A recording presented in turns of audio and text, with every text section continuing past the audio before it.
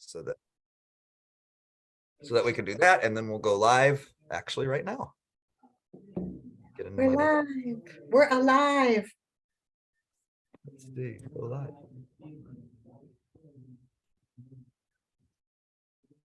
All right.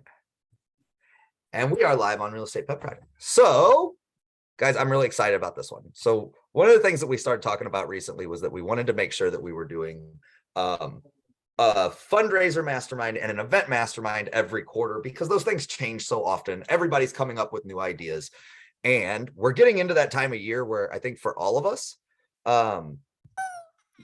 rescues need that little boost going into the winter. Everybody gets a little, it seems like everybody gets a little boost like around Christmas from puppies being adopted and things like that. But leading into it, there's kind of a lull.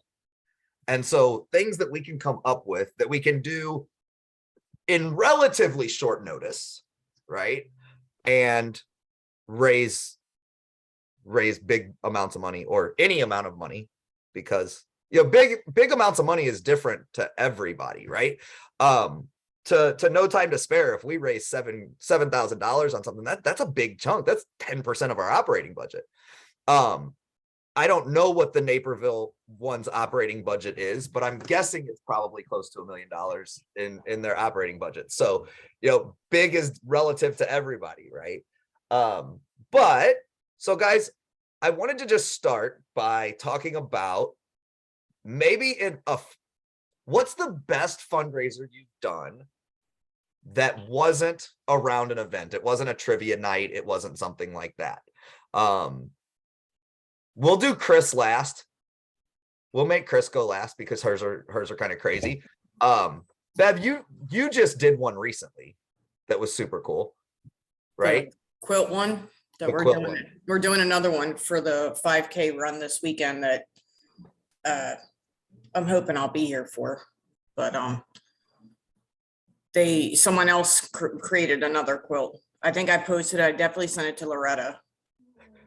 And can you explain how you're doing that a little bit quickly? I don't know.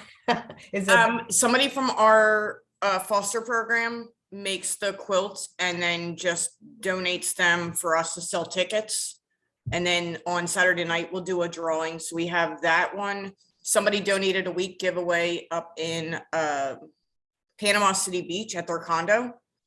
So we sell tickets for that because everyone can do it through the online links, and that way we don't have to sell them personally at the rescue.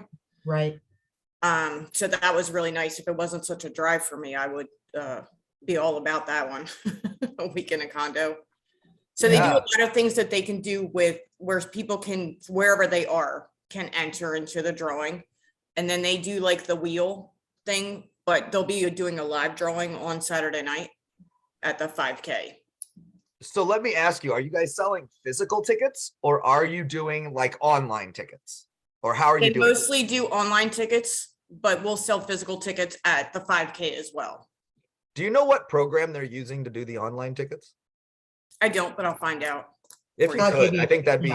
I'll give you ours too. But, even when we sell online tickets, a volunteer at the shelter is still taking those and writing them on a ticket, because it's going into one of those big barrels that we crank, and you want to, be able to pull somebody's name. Right. So we still have a volunteer writing everybody's name and phone number on a ticket. That's a good point. That's a really good point. And then what were you selling the tickets for the quilt? Were they $1? Were they $5? I don't remember. I want to say they were $5. We actually have the other one up right now. I apologize, my brain is. And you're advertising that through Facebook only, or? They do Facebook, they do Instagram. We have a girl that runs the TikTok because the founders are like, we don't understand the TikTok, so they found somebody. I work with Michelle down in the events for just what can we do next? Like I told her about what we talked about with the foster day, like what does it mean to be a foster? So we'll be doing that. We're going to be doing the kennel where you can put your name on outside a kennel that we talked about. So I keep taking her ideas because after a while, they just don't know what to do anymore. Right. And I actually have a meeting with them Thursday night down in Lakeland, and then I'll be back down there again on Saturday. Well, hopefully we all collaboratively can feed you so you can keep feeding them tons of ideas. Yes. I never want anybody to run out of ideas. No, Well, I think just that's part think of the fun way all of our minds work, right? All of our minds work and go, okay, how do I take it the next step? How do I take it the next step? Mhm. So I think there's just some cool things that people have come up with. And I love the quilt idea. And I'm going to I do reiterate too. this just in case anybody hasn't heard what Loretta did with those quilt tickets. And I think all of us as agents should be doing this whenever any of us are doing this, are doing a giveaway like that, is she bought tickets. She bought, I think, 6 tickets for $25. Isn't that what it was? And then she put them in a card, gave them to her clients, even though her clients are out of town, it doesn't matter, right? And used it as a wow gift, as a wow touch, because her pity, all of her clients who are pity lovers, or I think it was just dog lovers in general, she then sent that. It then becomes, it's an advertising expense, first off. So it's not a donation. It doesn't go against what you donate. It's an advertising expense. It helps a rescue, and it's a wow. I mean, to me, it's a triple. So yeah, I'm just envisioning when you buy a group of tickets at the beginning for something like that, and then you mail them out, like you said, is just a touch to your clients. There could be something in the handwritten note to the effect of, here's a ticket to a cause I support, and giving them the link of if they want to buy more tickets, or that's driving ticket sales, additional ticket sales. I would imagine that probably 10% will buy another ticket themselves to support. right. And that quilt was in honor of or in memory of the dogs that we lost to cancer earlier this year. So they raised $1,055 and each ticket was $5. That's awesome. I think you could charge more. For a handmade quilt, I think so too. Yeah. I mean, I know my think Aunt Patty makes quilts, so I just got to thinking I can ask her too, but she said that with materials and time, she figures it costs her about $300 to make a quilt in materials and time. So people, I think, realize that it's a labor intensive thing. Was it a pet motif related quilt or not? Yeah, it said I love dogs on it. I'm trying to see how I can share a picture of it. And it had little doggy footprints on it. And here's the thing, guys, when it comes to quilt, there is a quilting guild around you. Mm-hmm. My mother's a big quilter. I have like 12 quilts because my mom wants to quilt and she's ran out of people to give them to. Okay. So if you find a quilting guild, they will give you a quilt, I promise you. Because at some point it just becomes something they enjoy doing, and then they run out of people to give them to. So I know you can find quilts for inexpensive or free from a quilt guild. Who else has something crazy something that's different that they've done or that's raised a bunch of money?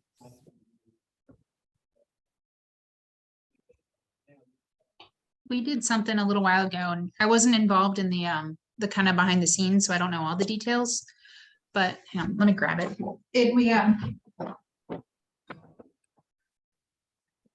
We had pets paint pictures, and then we auction them off on a website. So it's, I mean, what, like a $2 frame from Walmart in paper, and then it came with a picture of the dog who painted it on the back. So Okay, that was just a that's cute way to make some. That is cute. And it's in it. I mean, it's practically free. So. That's really cute. So those were shelter dogs they got to paint the pictures? Yeah, But one that needed to be adopted. So it's got his picture, and then he painted that. So that was, and it was a what, pretty they big just hit. put like non-toxic paint on their paws, or how did that work? I think so, or they made them walk through it or something. I saw this yeah. happen. I saw this get done at an event I just went to last weekend. What they do is they get a large baggie, and they take different colors of paint. They at least at this thing, they asked you what colors you wanted. You picked out 3 or 4 colors of paint. And then they kind of put blobs in the black baggie. And then they put the, that was on one side, and then they put the piece of paper that they were going to put it on the other side, and they put it down. And then they smeared the outside with cheese whiz, or like dog cheese or peanut butter. And they made the dog lick, and it moved the paint around in the plastic bag that got on the thing. I was kind of mystified by how they did it. Yeah, we've done that at Valentine's Day for the pups. That's funny. Yeah. I like it.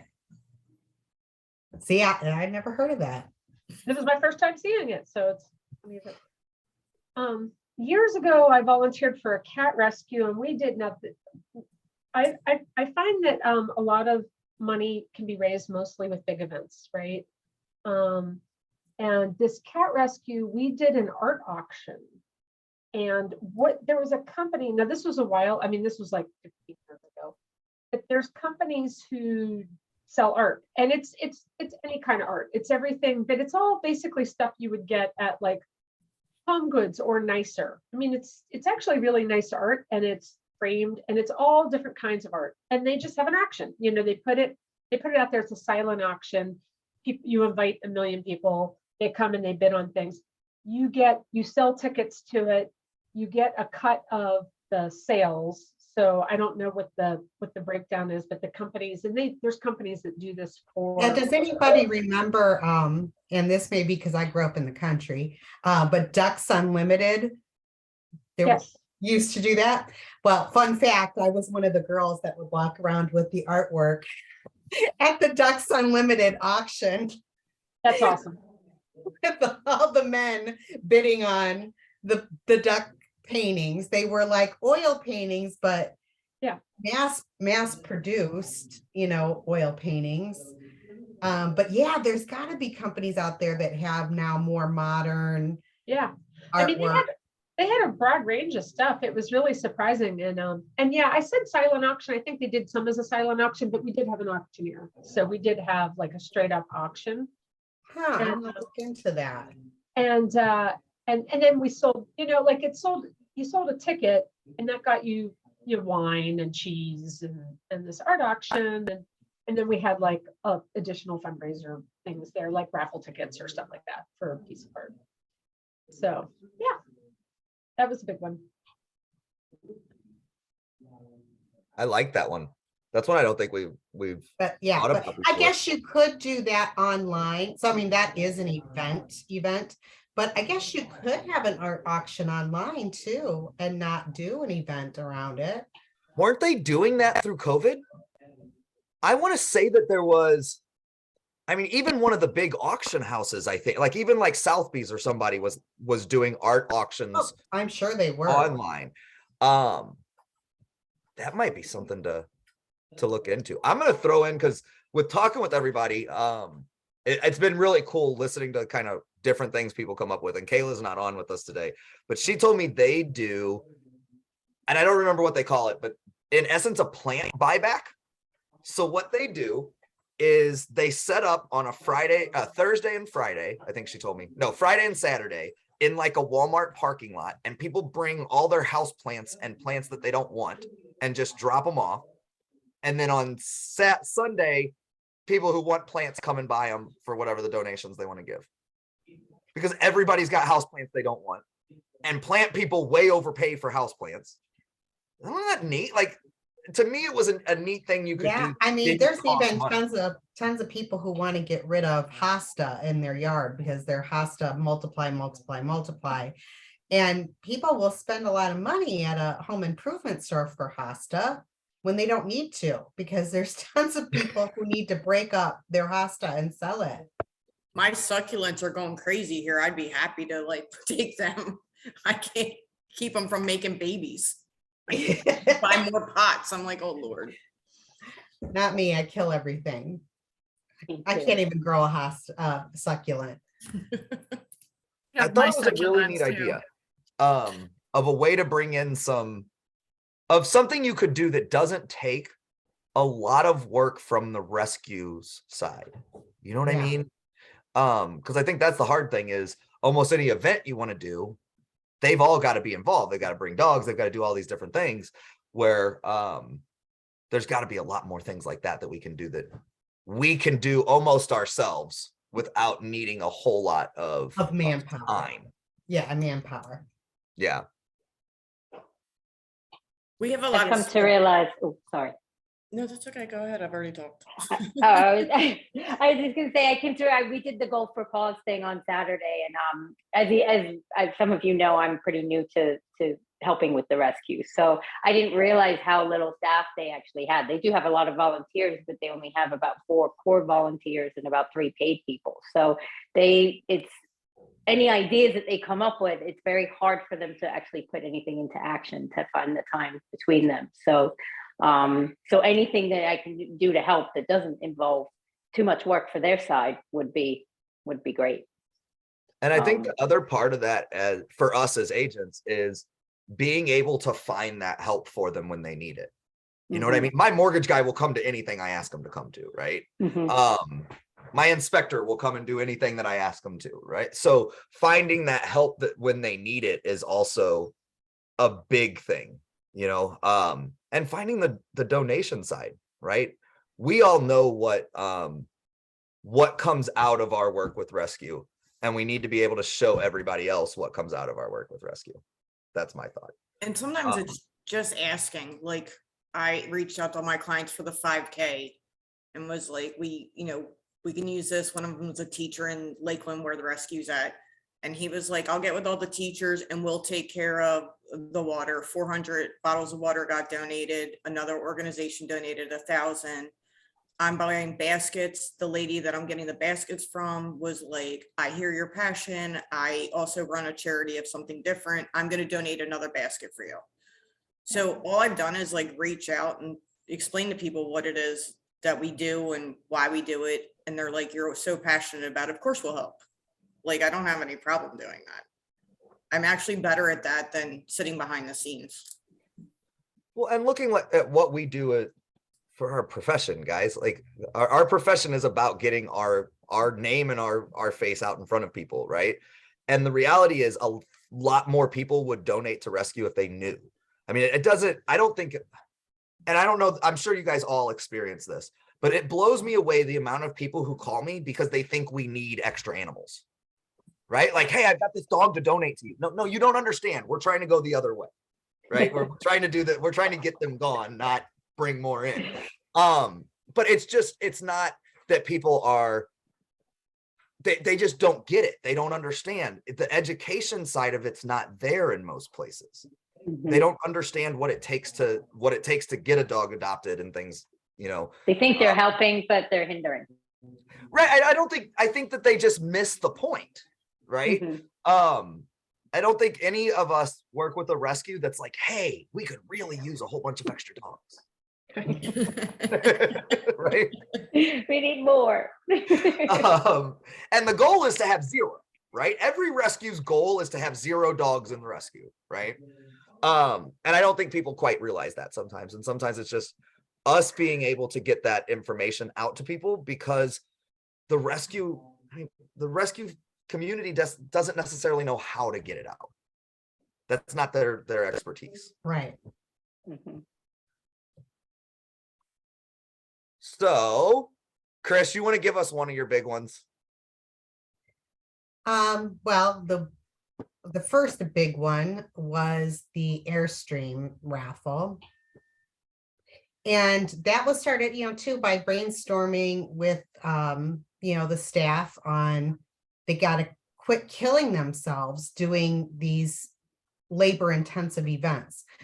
So now we just do the one big live gala a year, and we cut out a lot of the other ones that were labor intensive and didn't produce a whole lot of money, like a golf outing. Golf outings take a lot of manpower, and they just don't, once you end up paying the golf course and meal and everything, you just don't get as much out of it as you think you're going to. So we cut out the golf outing, and I came up with, okay, the first thought was, let's just have a raffle and sell raffle tickets, but for something big. And, first instinct was to say a car, of, okay, well, who has a connection at car dealerships? That's where our brains started. And all of a sudden it kind of just popped in my head that I had a somewhat long ago connection with a guy that is now the CEO of Airstream. And I just thought to myself, well, it can't hurt to ask, and I had access to his email, his personal email. So I emailed him and it was like, I know I haven't seen you in 30 years, but here's our idea. We would like to raffle off an Airstream. But when you approach a dealership like that, or car dealership or whatever, you have to make it clear right at the beginning that you're not asking them to give the car, or in this case, the camper trailer, free of cost to you, because they're not going to do that. So my ask was, is there any way you would partner with the marketing of this raffle with us, because it's going to bring traffic to the dealership, plus help the shelter. And we want to raffle off of the smallest that they had of the Airstreams, the Bambi, and you would sell it to us at wholesale. So it's really no cost out of pocket to them. So if the person chose to take the Airstream, I'll get to that in a minute, we would have owed Airstream $32,000 for that Airstream. But in researching how these car raffles work across the country, over 95% of the people who win never take the vehicle. They take the cash option. So we gave them the option on the ticket. You can have this Airstream Bambi, or I think it was $20,000 in cash. So we make out if they don't take the Airstream, because we don't owe the dealership $32,000. We only owe the person $20,000. So we sold tickets limited. I think it was 1,500 tickets was the limit that we were selling. And that also creates kind of a sense of urgency that there's only and they think, oh my gosh, your chances are really good because they're only selling 1,500 tickets. And we sell them at $100 a piece. So, out of that, I'm going to do the math here real quick because I can't. So out of, we make $150,000 minus the $20,000 that we had to pay the winner, we still made $130,000. And what makes that work so well with a partnership like Airstream or a car dealership is that they are marketing to their database. So that's really the partnership that you want, is somebody that says, yeah, I'll put my marketing team on this and we'll come up with some graphics, because it also shows the validity to it, right? When people see that on Facebook, they're a little bit leery of, is this legit? Should I click this button and give this person $100 for an Airstream? Is this for real? But if they see the actual, Airstream dealership and the nationwide, logo on there, or they should happen to call Airstream, the person on the other end is going to say, yeah, it's a legit raffle. So the marketing is the most important key, because they blast those ads for us across the whole United States. So we had ticket sales from just about every state. And it was a miracle that the winner that we did draw was from Illinois, but we had ticket sales from all over the country. Can I ask a question? Did they have that, did they have the Airstream set up at their place? Yeah, so that people could see it? Because I think for them, from a marketing standpoint, for the dealership to be able to say, hey, go by and look at this. Yeah, we had a little launch event there, with some shelter dogs and our staff and did a video walkthrough of the Bambi. It's called the Bambi if people aren't familiar with Airstream. But we had a little video walkthrough. We had some shelter dogs there, and the manager of the dealership was there that said, you know, you can come on by anytime, buy your ticket, take a tour of the Bambi. So it was physically there for people to see. And so that worked out well. Now, our next one that we're trying to secure is, well, I'll back up to the other raffle we did, but the next one we're trying to secure for 2023 is we're working on getting a Bronco. But as you guys know, Broncos are on order right now, most of them. So we may not be able to have a physical vehicle, but I think people know what a Bronco is and would be excited to get one. But yeah, they probably won't take it if we give them a cash option. They still probably won't take it, because if they take the vehicle, they've got to pay taxes on it.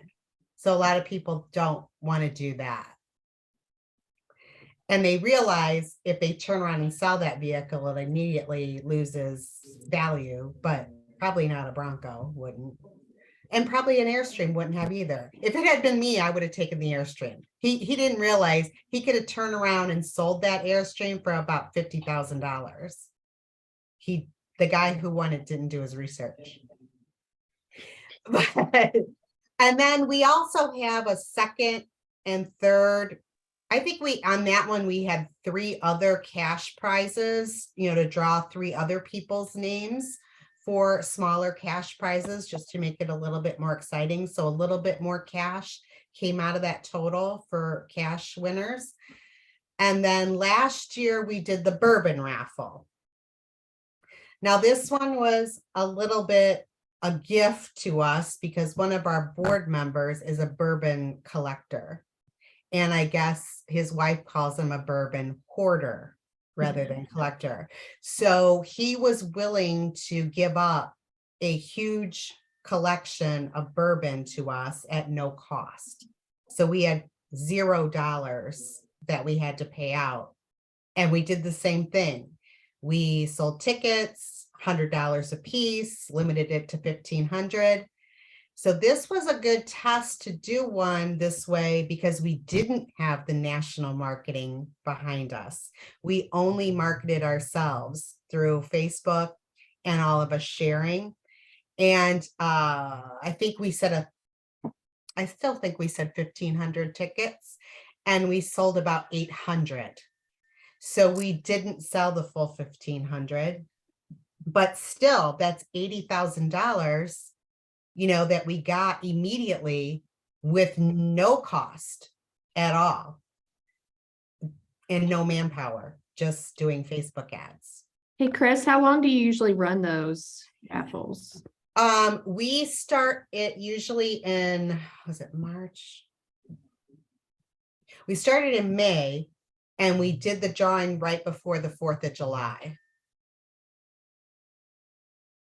I can't hear you, Joe. So like 2 months. Yeah. Like 2 months you have the campaign running, so to speak. Yeah, like I 2 think months. Airstream, we may have even done a little longer. I think Airstream, we might have done 3 months worth of running them. So I'd say 2.5 months of time is a good amount of time to run it.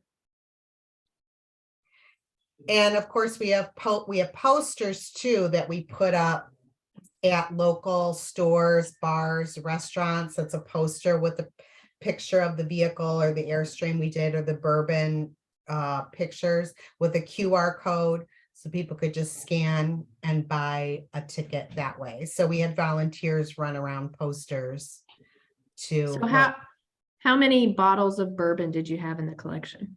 Oh, it was. And do you know the 20. value?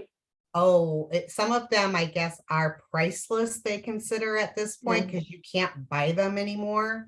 They were limited edition, you know, bourbon bottles. Some even like, I guess Joe, you probably know more about this, that the tops on some of the bottles are more collectible than actually the bottle of bourbon themselves, that people collect the fancy tops on the bourbon bottles. So I want to say that it was close to like a $15,000 collection, and it was about 20 bottles. About 20 bottles.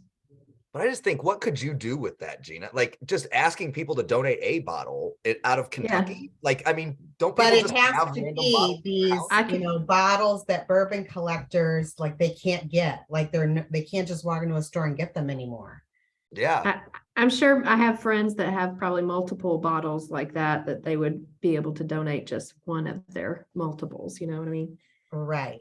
So, and I can send you the photo of how we did it in the ad, you know, so it looked very impressive. We had a professional photographer take pictures of the bottles, so they would be very bright and pretty.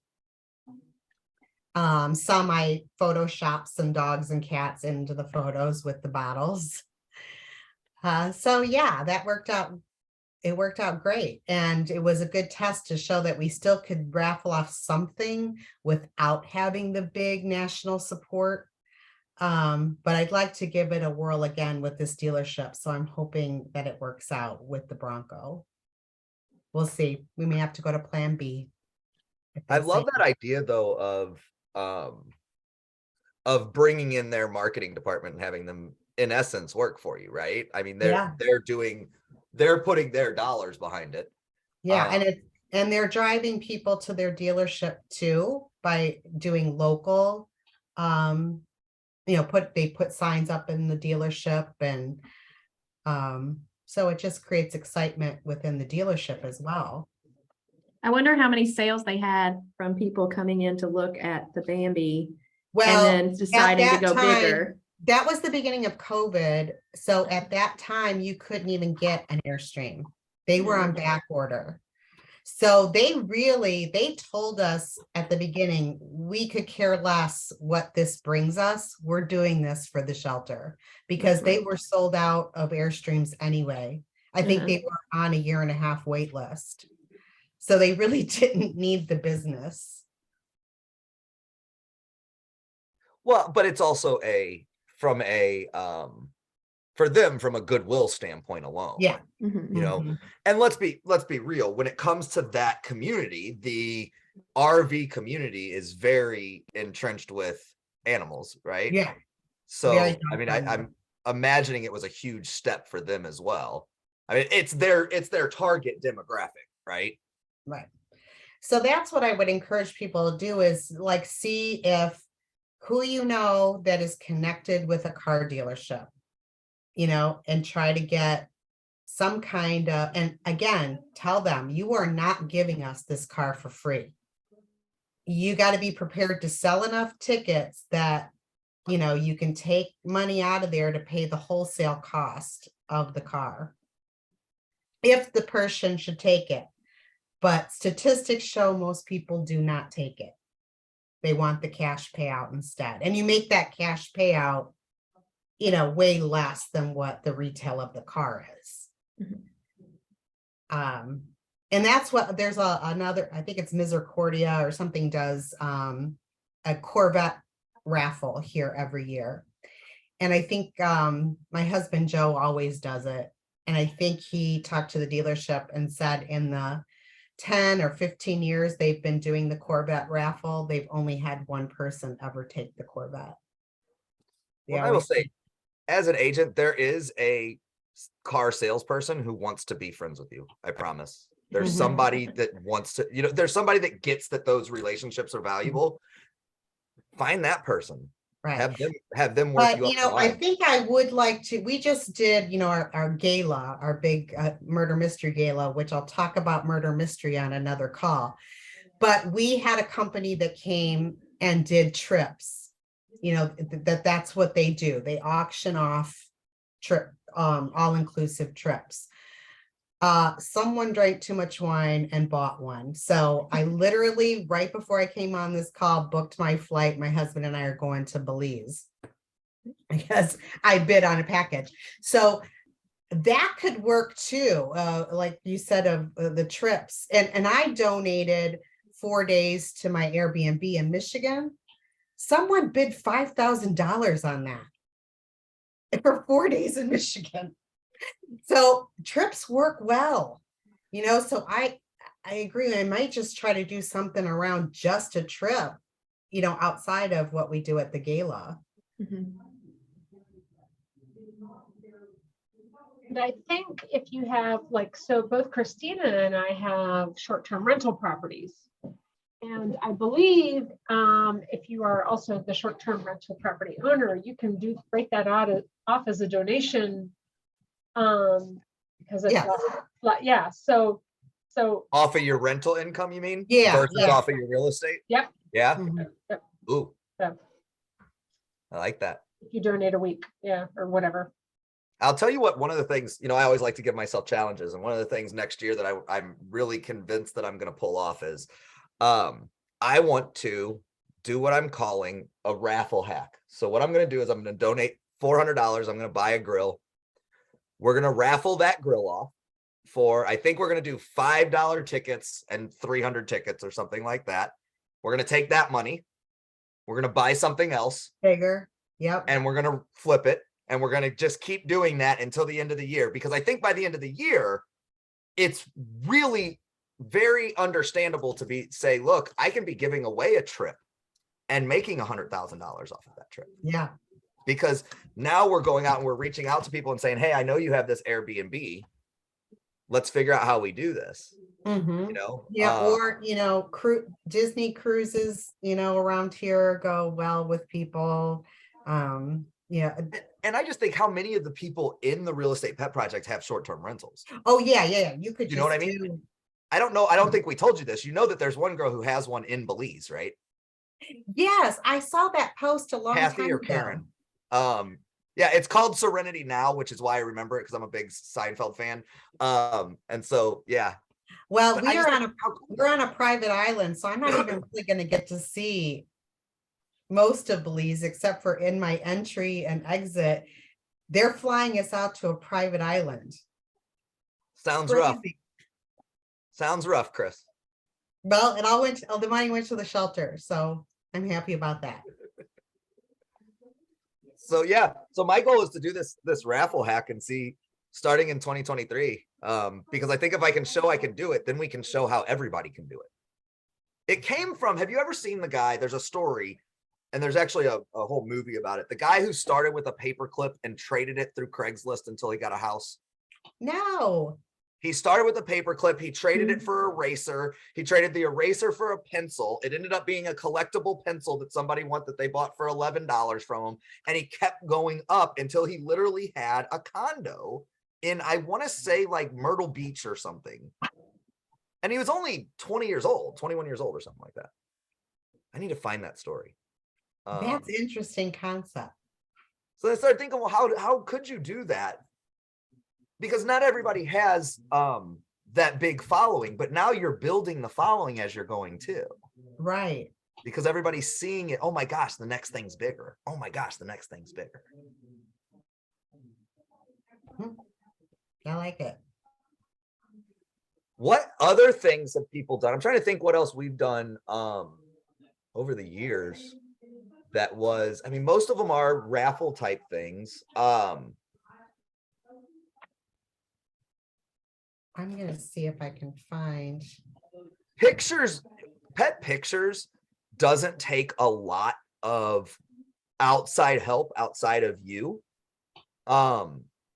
That's something that, I mean, it's kind of event related, but I think you can get away with doing it without a lot of outside help. You need your photographer and you need a spot to do it. I mean, we do it at a park, so it doesn't cost us anything.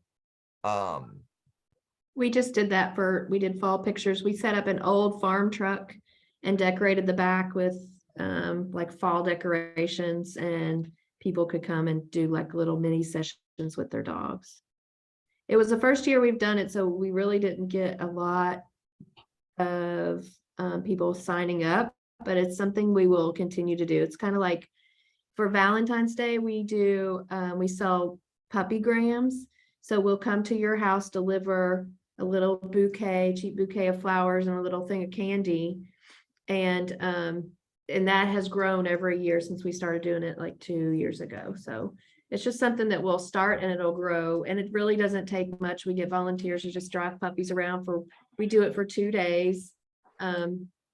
and, you know, it brings in a good amount of money, but more importantly for us, it brings in more following, more people that follow our rescue, that find out about it, and we're able to share. And we've gotten a couple of adoptions out of it too, so. Let me ask you, did you use your photo op piece as a client event? I did not. I did think about that, but this was kind of a last minute one. We were just kind of trying it out, but probably Yeah, next I year would will. definitely use it as a client event, because I think that's Mhm. where it takes it the next step, because it's saying, look, I'm giving this to you. Mhm. What we're doing, we're planning one right now, and you know, they'll get an email from me with all of their stuff. So now I also have that contact information. Now we can Right. reach them both from a real estate standpoint and from a rescue standpoint. Now we can keep in front of them other ways. Right.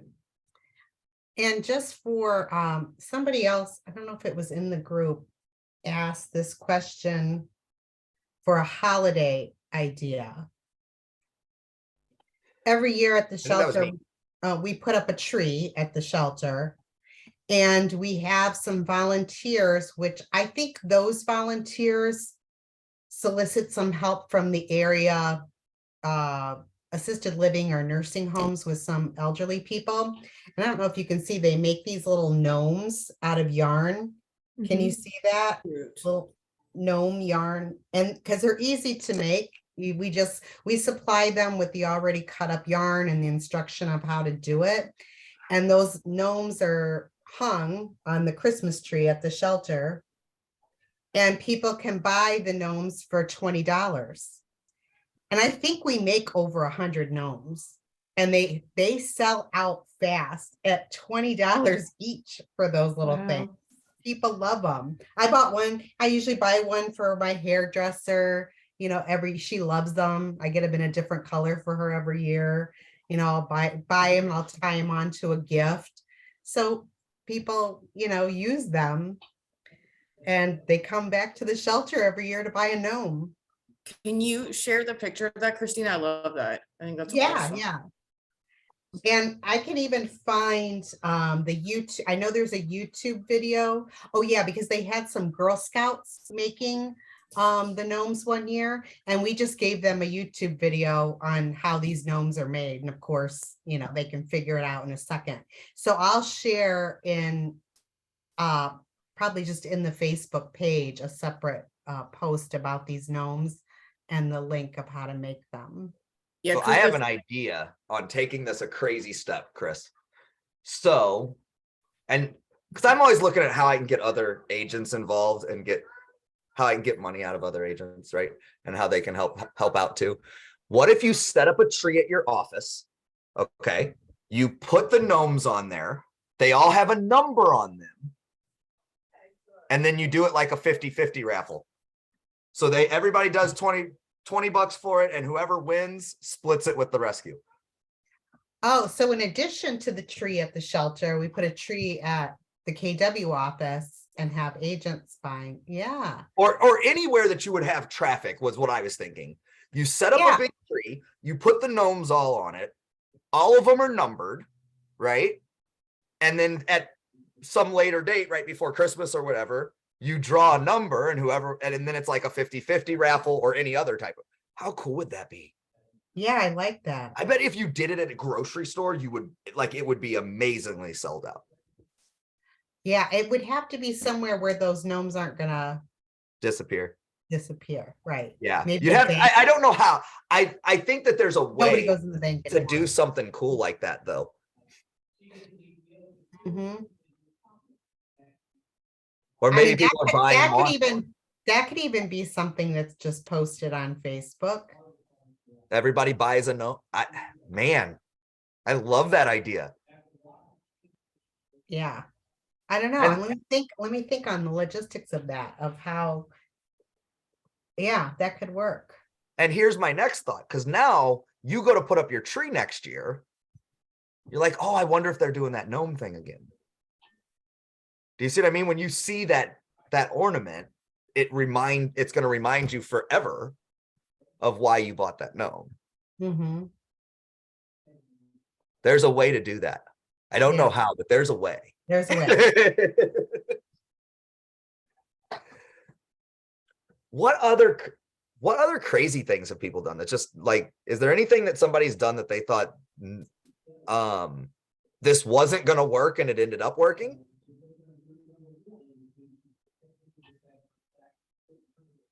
Anything? Anything? Trying to think what other, oh, You know what? I forgot about it. Another thing that I did with the rescue, this again years ago, was a used book sale. So you collected used books from people who didn't want them anymore, and then you did a book sale. Oh, I that's like love the that. plant sale. Yeah, that's pretty easy. Mhm. Where did Yeah. you do the sale? It was like now where did we do the sale? I'm trying to remember now. I want to say this rescue, we had the cats were actually kept at a Petco. You know how they have space for rescues. So I think we were allowed to set up tables out front one weekend to do the book sale as a fundraiser in conjunction with the rescue. And what did you just And- have, like all the books for $1 or? Yeah, I think we did, soft covers for $1 and hardbacks for $2. I think we had like 3 different categories of books, and it was all inexpensive. or just do it as a donation at that point. Yeah. Like that's Yeah. what they were doing with the plants, is just whatever people wanted to donate, Yeah. right? So that was I my love question. that Do idea. people purchase them? Like, are we having to collect tax on these, or is it just a donation? $1 donation, you Yeah, get to pick call them it a up? donation. Yeah. Okay.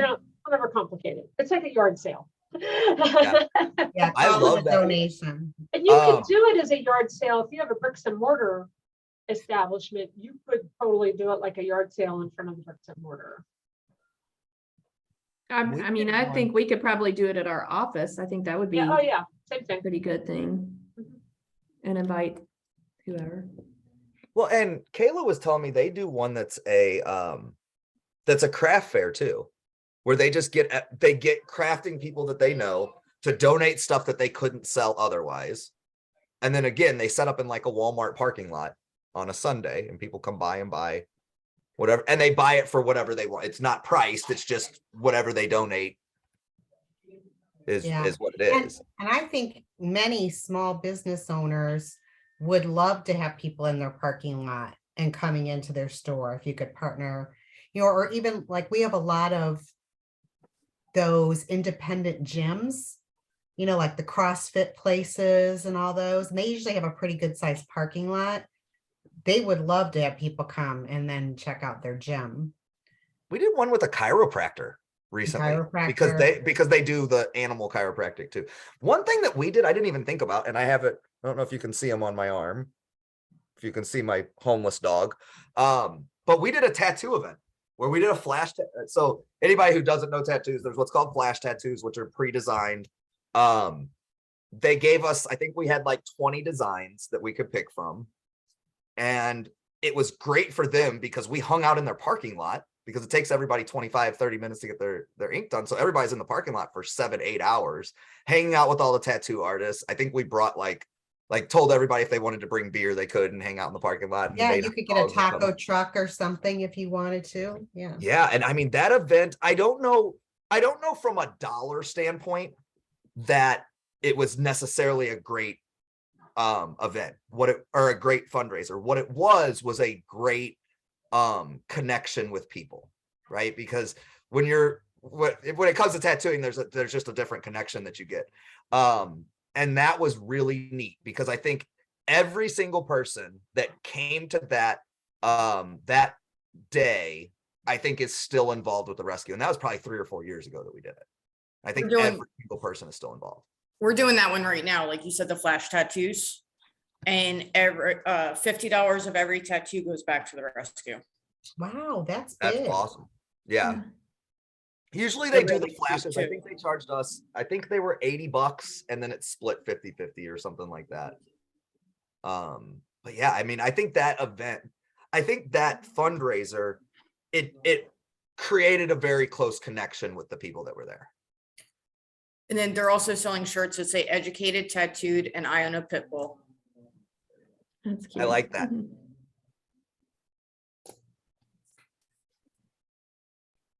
What else? trying to think what else We have a lot of our small businesses, they run like, purchase from us and a percentage of this goes back. There was one that popped up the other day. It was like specialty treats for dogs, like almost like vegan treats or something. It was a new one. I was like, what is that? I'll be in Lakeland on Thursday, so I'll be checking it out. But it was a baked goods place that you could buy human stuff and stuff for your pets. And they were offering back a percentage of the sales. And every time we put one of those up, we have so many fosters and the community, and we do really well with getting a percentage of the sales back. The community really stands behind us with that. And I think the one thing for all of us to remember is almost any business wants us in their parking lot, like Chris said. I mean, almost any business, if you go and say, look, I'm going to set up a fundraiser and we're going to be in your parking lot for the next 12 hours, that's a benefit to that business regardless of what they do, right? And making sure then, that, non-event thing too. I can't believe I'm staring right at this. Hold on. Every year we do a calendar. And our calendar goes to support our first responders, firefighters, and police officers for our Tales for Courage program.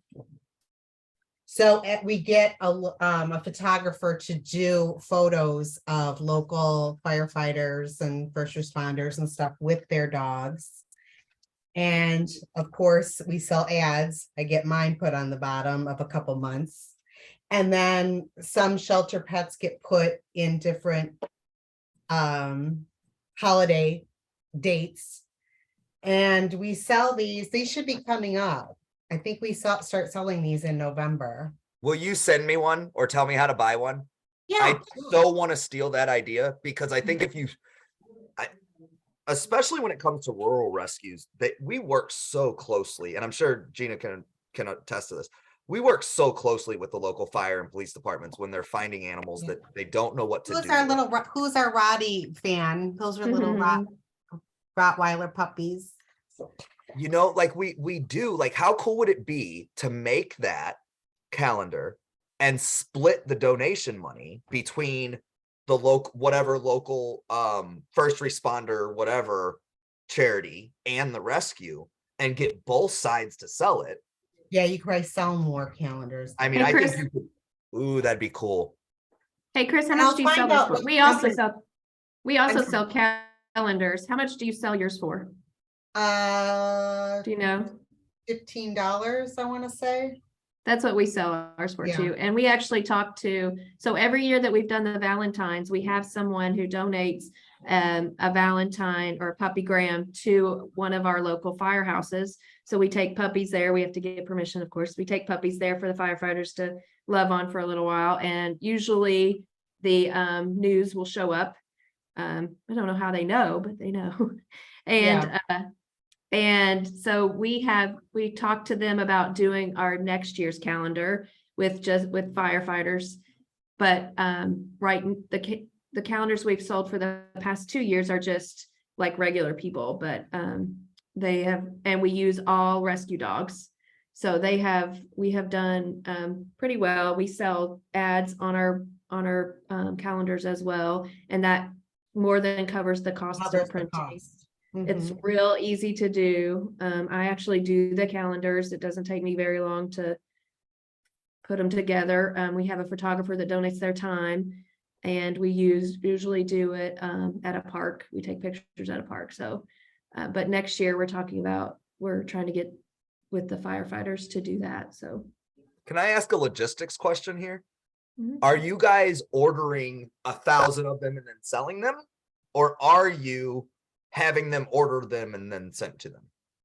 we order ahead. We order Okay. so many and then sell, and then we can always print more if we need to. Yeah, And you can sell them kind of throughout the year anyway, right? So, I mean, it doesn't. I think that we kind of send out an email that preliminary asks people, because Mhm. like a lot of us board members will buy, 10 or 20 of them, whatever, because we're giving them to clients and so forth. So we try to get an initial count that way through an email to the volunteers and supporters of, how raise of hands, how many are going to want calendars.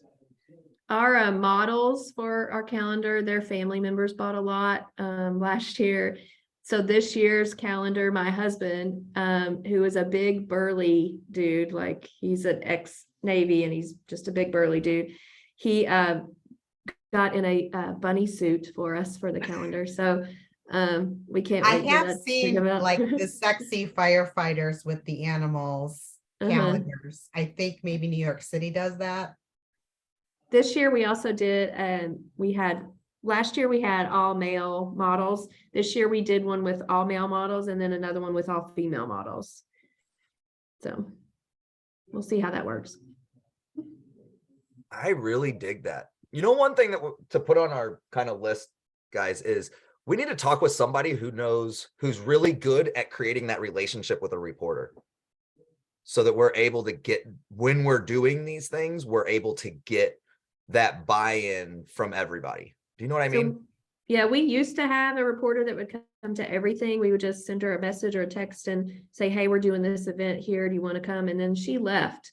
And so it's been really hard for us to connect with another reporter who'll be like, yeah, he's very, interested in what we do and that kind of thing. So we've been struggling with that. So that would be something great.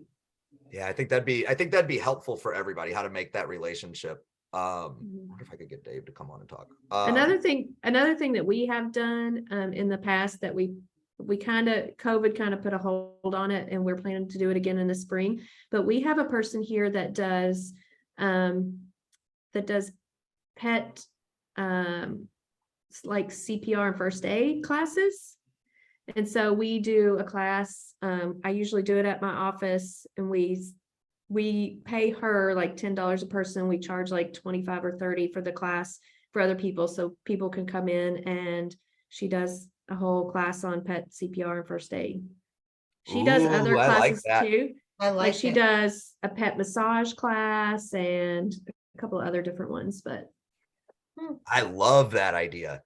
And you could even do it in your training room at your brokerage. Like you could, Yeah, you that's could what I do it did. fairly easy, right? Mhm. I like that idea of doing it like on a Saturday or Sunday morning early. Man, that's a good one. We also had a reporter come to that as well. Because I mean, it's an event, but it's not going to take you a ton of time to set it up, right? You don't need you don't need anybody, you don't need any outside help really to make it happen. Right. I didn't ask anybody in the rescue to do anything. We could have had dogs there after or whatever, but these people have their own dogs. And, we did give them a little flyer of some of our adoptable dogs in their little packet that they get for the class. But other than that, it was just me opening my brokerage on like you said, a Saturday afternoon, and this lady doing that class for us. So I love that. I love that idea. And you can even do, I know there's a lot of vets that do, because I had it done for our Dexter, pet acupuncture. You could have the same thing, like a demonstration on what pet acupuncture is like and what it's used for. I'm even thinking you could do it as, we've talked about with the AKC, like you could even do it with evaluation for a trainer. You could do it for just the simple beginning trainer tasks. I think there's a bunch of different ways you can use that idea of bringing in an expert to teach a class in a small group. Right. Man, I think you could do one of those every month. Yeah, you could do a series of them for sure. Yeah. Well, guys, I have to run, but I'm going to let Jamie and Chris take over. Well, I think we're about wrapped up anyway, right? Does anybody else have anything to share? Does anybody have anything that's confounding or something we missed or a question that we should have answered? Not that I can think of. And I'll get the known pictures, the sign, a picture of the sign we use, and the YouTube video showing how to make the gnomes. That would be awesome. I think there's a way to take that to such a cool level, Chris. Yeah. And, I mean. Has anybody it done seems like a Santa's grotto? Pardon? A what? I was just wondering if anybody's done like a Santa's grotto kind of thing with an adoption event, if anybody's done anything like that, and if it's worked. Sorry, you're breaking up a little bit. I couldn't, Can you hear me now? Yes. yeah. Okay. No, sorry, I'll be quick. I was just wondering if anybody's done like a Santa's grotto event, with like a, you know, in a parking lot or whatever, you know, and maybe donations to sit on Santa's lap, that kind of thing. Oh, Oh, I have, yeah, I've seen the Santa with the pets. yeah, Like, pictures with your Pet pet with pictures on Santa. Santa's lap, with the family, you and the pet.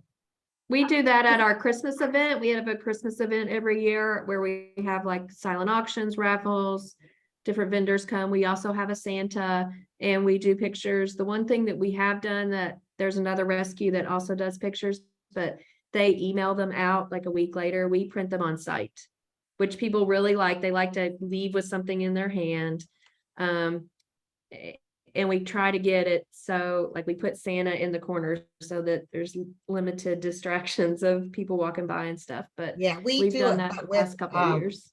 we do it at a pet boutique, not at the shelter, Mhm. because we don't want a lot of outside dogs coming into the shelter Yeah. causing disruption. So we partner with a kind of a high-end pet boutique here called Two Bostons, and we set up a tent in their parking lot and have pet pictures with Santa. And I will say, if you're doing pictures, I would set up like a Calendly or something where people can schedule, because what you I'm sorry. don't want is 75 dogs showing up at the same time. Right. Even the best trained dogs, there's some dog that they don't like, right? Yeah, somebody's got to be the And you alpha. schedule it, you have people just schedule, you know, like 15-minute increments or a minute. Exactly. Yeah. I think you just want to make sure that you're having some way for people to schedule. You're still going to have people that just show up anyway, right? But Yeah. some way that people can say, if I come at this time, I'm not going to be there the whole time, and my dog's not going to be stressed. Right. We have a new bar downtown that it's a bar and you can bring your dogs. So they have a play Mhm. area. You have to register them. So that would probably be a good place to do an event like that. So I would be going to them and trying to do an event every other month with them. Mhm. I know they've done some I mean- before. They've done some before, so I just have to. Yeah, For Justin fine. Bartlett with somebody else. Make that relationship, and every chance you get, I would be. There's one in Washington where my niece is, that she actually got a dog this way. They're a rescue and a bar. And so they literally have like dog kennels out back, and one of the local rescues, they always have 4 or 5 dogs there, and you can come and have a beer and the dogs hang out with you. But the goal is to get those dogs adopted. Isn't that neat? That's neat. Awesome. I am waiting to see how Crystal's Pit Bull and Pints event went this past weekend. I haven't seen her pictures yet. I haven't do- seen that yet either. We do have a local brewery that just contacted us, so that at the end of this month, they have made us our own beer. So it's called Banana Bully, and we'll go to a portion of all those sales. So awesome. they're having a big birthday event for the brewery, and we're going to be down there with them, and they're going to have like a costume contest for dogs and stuff since it's close to Halloween. So that'll be fun. That Yeah, is I an think- awesome one. Didn't I talk about the brewery one we did in the summer where the local brewery put our shelter dogs on the cans for a month? Mhm. Kind of like Yeah. the just kid posted- on a milk carton thing. Yeah, that's cool. Yeah. I love it. Anyhow, I have to go. Okay. We And have, guys, For all your thank you so wonderful much. ideas. This Thank is you like, all. these are my favorite ones to do, because we just always keep coming up with different ideas. So guys, thank you so much. I'll send out the invite for the next one. And as always, have your pets it's your spayed. pet spayed and neutered. Take care, guys. Bye. Thanks.